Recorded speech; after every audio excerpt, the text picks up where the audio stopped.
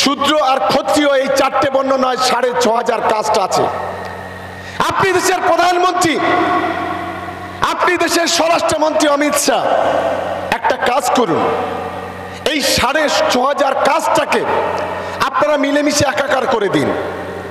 ব্রাহ্মণের মেয়েরা শূদ্র ছেলেরা বিয়ে করতে পারবে, শূদ্রের মেয়েরা বৈশ্য ছেলেকে বিয়ে করতে পারবে, ব্রাহ্মণের ছেলেরা ক্ষত্রিয়ের মেয়েকে বিয়ে করতে পারবে। এইটা আপনি সারা ভারতবর্ষে করে দিন, তাহলে আপনি হিন্দু হিন্দু ভাই ভাই বলুন, আমরা সেদিন আপনাদেরকে ওয়েলকাম জানাবো। আসলে ঘটনাটা তা নয়।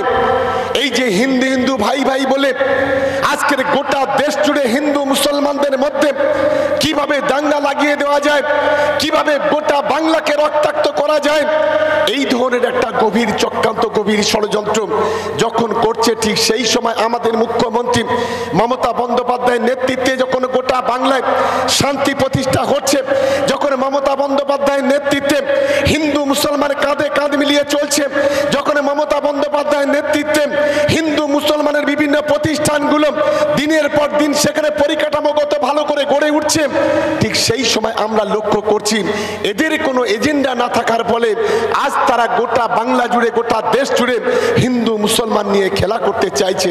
আমাদের লড়াইটা হচ্ছে সেই জায়গায়।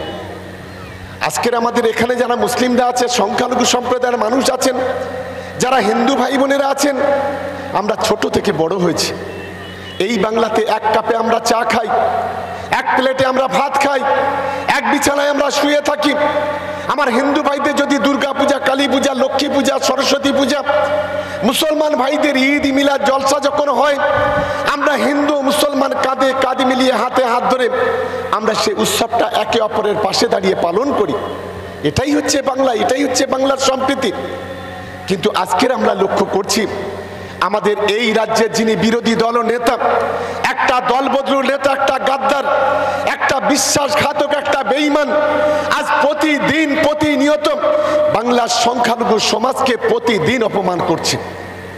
মুসলমানদের কখনো জিহাদি বলে অপমান করছে, মুসলমানের কখনো সমাজ বিরোধী বলে আক্রমণ করছে, মুসলমানকে কখন ক্রিমিনাল বলছে, মুসলমানকে কখন ঘাট ধাক্কা দিয়ে বাংলাদেশ কিংবা পাকিস্তানে তাড়িয়ে দেওয়ার চেষ্টা করছে। আমরা চ্যালেঞ্জ করে বলতে চাই, এই বাংলা তোমার বাপের বাংলা নয়, এই বাংলা হিন্দু মুসলমানের বাংলা।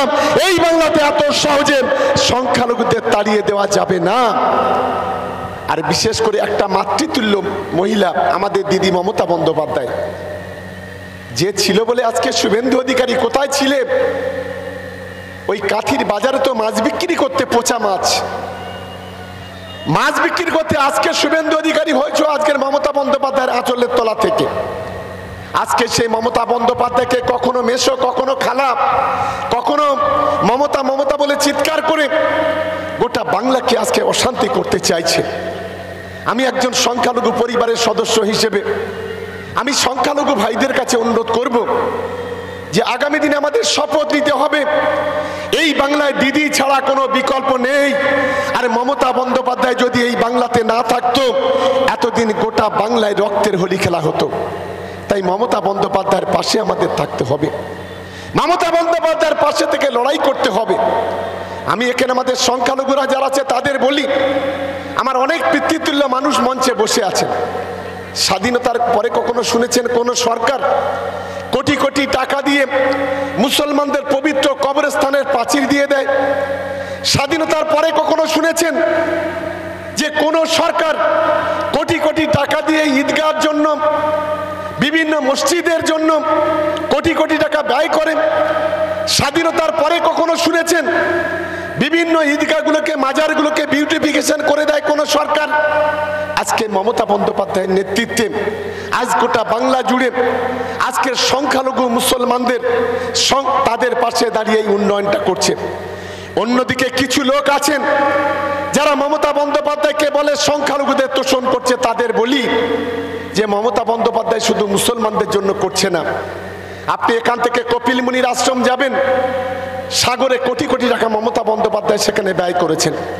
এখান থেকে জয়রামপুর মন্দিরে, বিষ্ণুপুরে যাবেন, মমতা বন্দ্যোপাধ্যায় কোটি কোটি টাকা ব্যয় করে মন্দিরের বিউটিফিকেশন করেছেন।